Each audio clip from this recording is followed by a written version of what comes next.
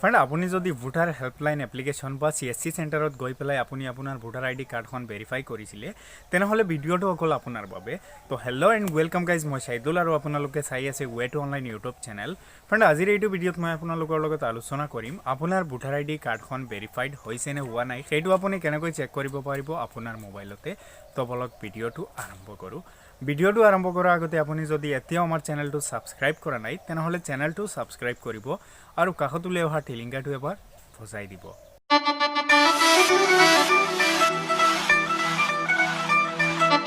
তাৰ কাৰণে আপুনি আপোনাৰ মোবাইলত থকা যিকোনো এটা ইণ্টাৰনেট ব্ৰাউজাৰ অপেন কৰিব আৰু এই 3 ডটত ক্লিক কৰি ইয়াক ডেস্কটপ সাইট লগাই দিব ইয়াৰ পিছত আপুনি সাৰ্চ বাৰত টাইপ কৰিব nvsp.in আৰু সাৰ্চ কৰি দিব সাৰ্চ হৈ যোৱাৰ পিছত NVSPৰ অফিচিয়েল ৱেবছাইটটো আপোনাৰ সন্মুখত এনেদৰে খোল খাব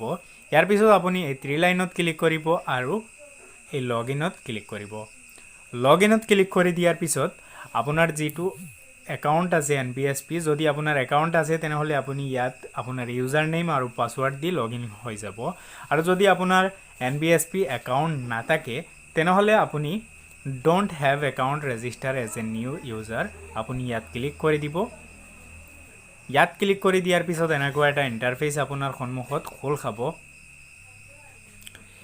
ইয়াত আপোনাৰ মোবাইল নাম্বাৰ টাইপ কৰিব ইয়াৰ পিছত এই ইমেজত যেখিনি ক্যাপচা দিয়া আছে এই ক্যাপচাখিনি আপুনি টাইপ কৰি সেন্ড OTP ত ক্লিক কৰি দিব আৰু সেন্ড OTP ত ক্লিক কৰি দিয়াৰ পিছত আপোনাৰ ৰেজিষ্টাৰ মোবাইল নাম্বাৰত এটা OTP আহিব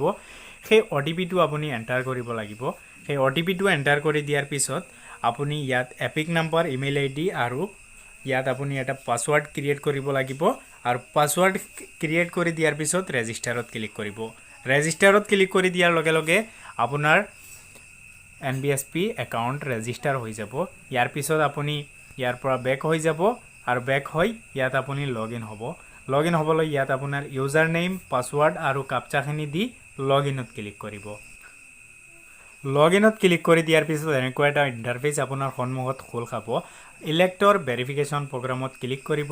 ইলেকশ্যন ভেৰিফিকেশ্যন প্ৰগ্ৰামত ক্লিক কৰি দিয়াৰ পিছত ফ্যামিলি লিষ্টিংত ক্লিক কৰিব ফ্যামিলি লিষ্টিংত ক্লিক কৰি দিয়াৰ পিছত এনেকুৱা দুটা অপচন আপোনাৰ সন্মুখত খোল খাব ইয়াৰ পিছত আকৌ আপুনি ফ্যামিলি লিষ্টিংত ক্লিক কৰি দিব আৰু ফ্যামিলি লিষ্টিংত ক্লিক কৰি দিয়াৰ পিছত এনেকুৱা এটা ইন্টাৰফেস দেখিবলৈ পাব আপুনি অলপ স্ক্ৰল ডাউন কৰিব আৰু ইয়াত আপুনি আপোনাৰ ফ্যামিলিৰ যিমান কেইজন ভোটাৰ আছে সেই সকলো ভোটাৰৰ নাম আৰু ডিটেইলছ কেইটা ইয়াত দিয়া থাকিব আৰু যদি আপোনাৰ ফ্যামিলি মেম্বাৰ সকলোৰ নাম ইয়াত দিয়া নাথাকে তেনেহলে আপুনি ইয়াত আপুনি আপোনাৰ এপিক নাম্বাৰ অৰ্থাৎ ভোটাৰ ID কাৰ্ডৰ যেটো নাম্বাৰ হয় সেই নাম্বাৰটো এন্টাৰ কৰি এড কৰি ল'ব আৰু সকলো ভোটাৰৰ নাম এড হৈ যোৱাৰ পিছত আপুনি ইয়াৰ পৰা বেক হৈ যাব বেক হৈ আপুনি ফ্যামিলি ভেৰিফিকেশ্যনত ক্লিক কৰি দিব ফ্যামিলি ভেৰিফিকেশ্যনত ক্লিক কৰি দিয়াৰ পিছত এনেকুৱা আন এটা ইন্টাৰফেস দেখিবলৈ পাব আৰু ইয়াত ষ্টেটাস দেখিবলৈ পাব ফিল্ড ভেৰিফাইড আৰু ৰাইট সাইডত একশনত দিয়া থাকিব ভিউ ডিটেইলছ আপুনি ভিউ ডিটেইলছত ক্লিক কৰি দিব আৰু ভিউ ডিটেইলছত ক্লিক কৰি দিয়াৰ পিছত অলপ স্ক্ৰল ডাউন কৰিব আৰু ইয়াত যিজন